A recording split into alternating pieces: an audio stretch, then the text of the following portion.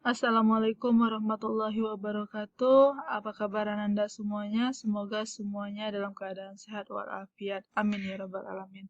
Pada kesempatan kali ini, kita akan membahas terkait program kreativitas mahasiswa, yang mana saat ini sedang ada pembukaan penerimaan proposal PKM pendanaan tahun 2022. Nah, memang batas waktunya itu sampai dengan tanggal 31 Maret 2022. Tapi pastinya memang tidak tanggal 31 kita upload.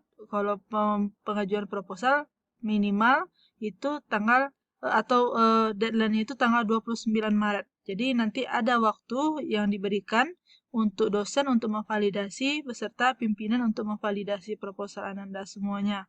Nah, video ini bertujuan untuk memberikan informasi kepada mahasiswa Prodi Pendidikan Matematika Universitas Pahlawan Tuanku Tambusai terkait dengan program kreativitas mahasiswa. Karena berdasarkan dari evaluasi tadi, masih banyak kendala terkait mencari judul dari proposal PKM ini.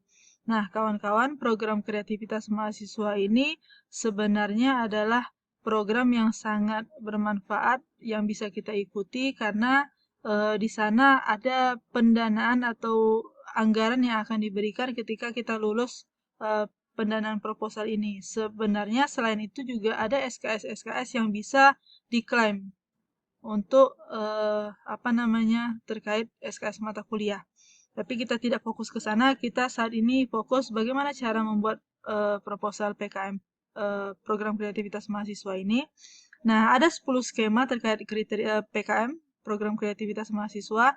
Di antaranya adalah yang pertama adalah PKM riset eksakta, tetapi karena kita di bidang pendidikan, maka kita tidak membahas tentang PKM RE ini. Yang kedua adalah PKM riset sosial humaniora atau PKM RSH. Jadi kawan-kawan dari semester 6 Prodi Pendidikan Matematika sudah diwajibkan untuk membuat proposal PKM RSH ini, riset sosial humaniora. Jadi ini membahas tentang pengamatan mendalam berbasis iptek mengungkap informasi baru bidang sosial humaniora dan seni. Nah, kriteria keilmuannya itu sesuai bidang ilmu, bisa juga kolaborasi lintas bidang dianjurkan. Jadi contohnya dari semester 6 sudah ada kolaborasi dengan mahasiswa Prodi PGSD ataupun dari Fakultas Teknik. Nah, kemudian pendidikan tentunya D3, D4 ataupun S1. Jumlah mahasiswanya itu satu tim itu anggotanya 3 sampai 5 orang. Jadi kalau 3 mahasiswa dikepalai satu ketua, 2 anggota. Atau maksimal satu ketua 4 orang anggota karena 3 sampai 5 orang. Ibu kami hanya berempat, silahkan. Kami hanya bertiga, termasuk ketua, satu ketua, 2 anggota, silahkan. Satu ketua, 3 anggota, silahkan. Satu ketua, 4 anggota, silahkan. Tetapi tidak dibenarkan satu ketua, 5 dan sebagainya anggota gitu ya. Nah, pendananya itu minimal, dana yang diajukan minimal 5 juta, maksimal 7 juta. Tapi kalau seperti ini tentunya kita mengambil pendanaan yang maksimal yaitu 7 juta. Jadi nanti ini silahkan dibaca panduannya. Di sini ada kriteria-kriteria yang harus dipenuhi untuk pengajuan anggaran 7 juta ini. Luarannya nanti teman-teman akan membuat laporan kemajuan. Ada laporan akhir dengan pembuatan artikel ilmiah. Nah, yang kedua adalah program kreativitas mahasiswa bidang kewirausahaan atau PKMK. Produk Iptek sebagai komunitas untuk mahasiswa. Jadi memang program kreativitas mahasiswa bidang kewirausahaan ini mahasiswa diharapkan mampu membuat suatu unit usaha yang unik, yang berbeda dari biasanya, yang dapat nantinya didanai oleh Kemendikbud, kawan-kawan semuanya. Nah, selanjutnya di sini dikatakan bahwasanya PKMK seperti kita orang pendidikan tidak harus sesuai bidang ilmu, jadi boleh ya kan kewirausahaan, boleh kolaborasi lintas bidang dianjurkan. Jadi misalnya kalian bawa anak mahasiswa kewirausahaan juga diperbolehkan atau bisnis digital juga silahkan. Jumlah mahasiswa masih tetap 3-5 orang, pendanaan 5-7 juta. Jadi luarannya kalau tadi artikel ilmiah di PKM Riset Sosial Humaniora, nanti kawan-kawan yang mengambil program kreativitas mahasiswa bidang kewirausahaan, selain laporan kemajuan dan akhir, juga ada menunjukkan produk usaha. Jadi nanti ada misalnya dipantau, dievaluasi terkait produk usahanya. Kemudian yang ketiga, untuk di bidang pendidikan, yang pertama tadi PKM RSH, kedua PKMK, yang ketiga adalah PKM pengabdian kepada masyarakat. Jadi solusi iptek, teknologi atau manajemen bagi mitra non-profit. Nah, kalau mitra non-profit artinya memang dia itu tidak harus menghasilkan duit. Kalau kita lihat dari profit itu adalah tentang uang. Jadi usaha yang menghasilkan duit. Kalau non-profit berarti dia boleh di sekolah-sekolah, tetapi memang peluangnya minim untuk lulus ini. Tetapi tidak bisa kita perbolehkan untuk teman-teman mengambil PKM pengabdian kepada masyarakat.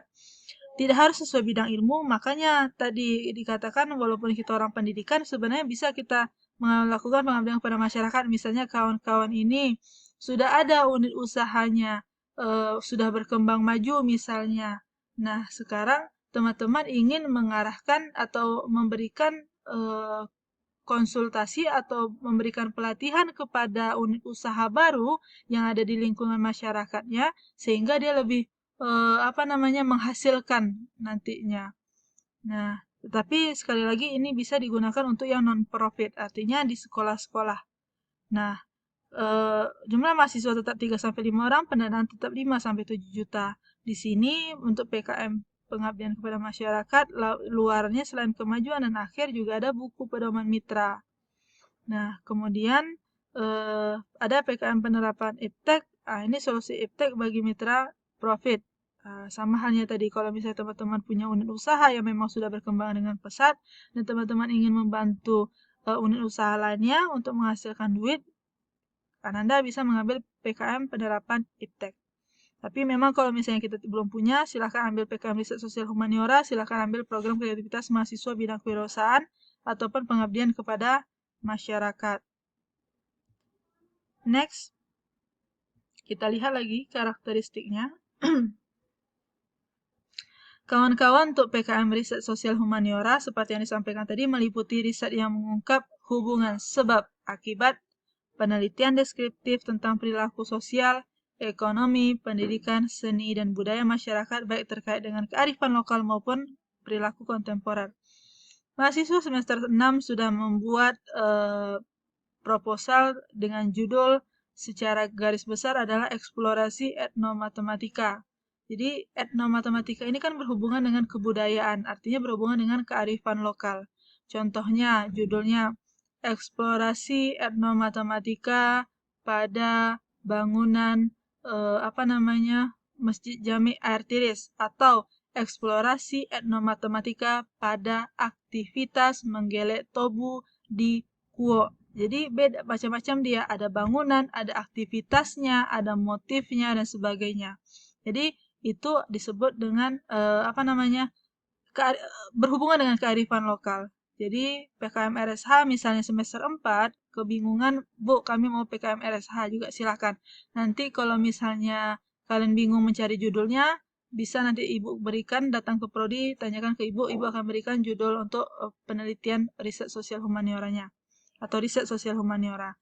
Nah, kemudian PKM kewirausahaan. Ini bertujuan untuk menumbuhkan pemahaman dan keterampilan mahasiswa dalam menghasilkan komoditas unik serta merintis kewirausahaan yang berorientasi pada profit. Nah, kalau berdasarkan untuk profit berarti sebenarnya yang menghasilkan duit. Nah, kalau yang menghasilkan duit, contohnya, jadi di sini ada kata kuncinya adalah menghasilkan komoditas unik. Contohnya adalah dulu ada dikembangkan, jadi di 13 Koto Kampar itu adalah penghasil ikan patin. Jadi orang beternak patin di sana. Nah, orang 13 Koto Kampar sudah membuat patin ini menjadi pilet, menjadi bakso, jadi berbagai macam nanti dibuatnya. Nah, artinya kan kalau filet dia tidak membutuhkan tulang ikan. Artinya tulang ikan kalau hanya diberikan ke kucing kan tidak menghasilkan duit. Nah, sekarang tulang ikannya mereka jadikan, jadi misalnya kalian tulang ikan kalian jadikan sebagai tepung. Tapi itu memang sudah ada penelitian dari dosen di Prodi Gizi Universitas Pahlawan Tuanku Tambusai. Jadi memang sudah tidak bisa digunakan, tapi itu salah satu contohnya. Jadi tulang ikan daripada dimakan kucing, maka kita pakailah tulang ikan ini untuk menjadi tepung. Nah, artinya ini adalah usaha profit. Jadi ada berorientasi pada profit, menghasilkan duit. Nah, contohnya lagi di Kabupaten Kampar ini banyak pohon durian, penghasil durian, apalagi sekali lagi 13 Kota Kampar, Tanjung, duriannya enak-enak. Nah, orang makan durian kan artinya kan biji kan tidak langsung dimakan. Nah, biji durian ini terbuang sia-sia. Biji durian ini bisa kita gunakan ternyata untuk menjadi bahan dasar pembuatan tepung.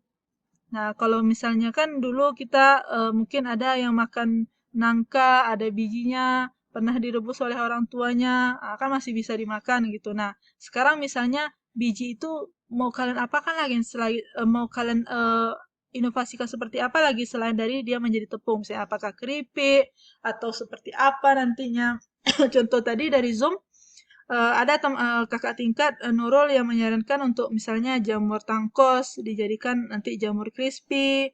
Jadi daripada Oreo crispy lebih baik lagi jamur tangkos crispy dengan berbagai macam variasi rasa, ada asin, misalnya ya rasa asam misalnya atau pedas, mau dibuat rasa barbeque, jagung bakar dan sebagainya. Jadi itu kan bisa sesuatu yang unik. Nah, contohnya lagi daun kelor. Di Bangkinang sudah ada narasumber Ibu Nur Hidayasari dari Prodi Pendidikan Bahasa Inggris. Beliau biasa mengembangkan daun kelor ini menjadi kerupuk, menjadi apa namanya teh gitu. Jadi apa lagi yang bisa dibuat daun kelor? Misalnya tadi disampaikan oleh Nurul bisa jadi donat, nah atau bolu. Sekarang ini kan misalnya daun pandan yang dijadikan untuk ada bolu pandan. Nah, kalau kalian mau mengembangkan bolu daun kelor misalnya bisa kalian lakukan gitu. Itu adalah sesuatu yang unik. Makanya komunitas unik. Oke? Dan menghasilkan duit. Nah, unsur utama yang ditetapkan adalah tingkat tingkat intelektual dan kreativitasnya. Pelaku utama adalah mahasiswa, sementara pihak lainnya hanya sebagai faktor pendukung saja. Ini peluangnya besar ketika kalian memberikan sesuatu yang bernilai ada nilainya, unik sifatnya, dan tidak pasaran. Nah, coba silahkan di searching lagi. Apa lagi yang bisa kalian jadikan sebagai komoditas usaha? Atau selain dari makanan misalnya, kerajinan tangan, seni rupa, dan sebagainya, silahkan kalian kembangkan. Nah, program kreativitas mahasiswa bidang pengabdian kepada masyarakat bertujuan untuk menumbuhkan empati mahasiswa kepada persoalan yang dihadapi masyarakat melalui penerapan iptek yang menjadi solusi tepat bagi persoalan atau kebutuhan masyarakat yang tidak berorientasi pada profit, contohnya di sekolah.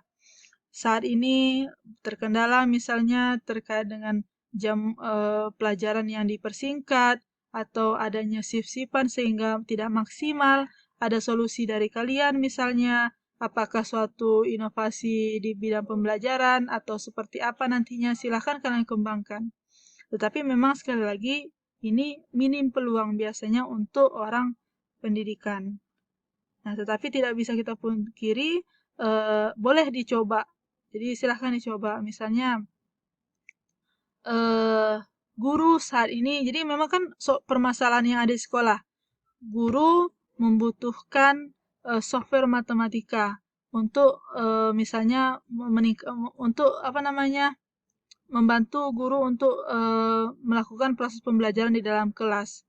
Tapi memang itu kebutuhan, tapi ternyata itu misalnya kalau itu tidak kebutuhan tapi kalian paksakan juga itu artinya alasannya tidak kuat, maka minim untuk lulus proposalnya. Jadi silahkan di searching, dicari apa sebenarnya kebutuhan yang ada di sekolah gitu. Nah, kawan-kawan silahkan dibuat judul-judulnya, tadi contoh-contoh yang sudah diberikan.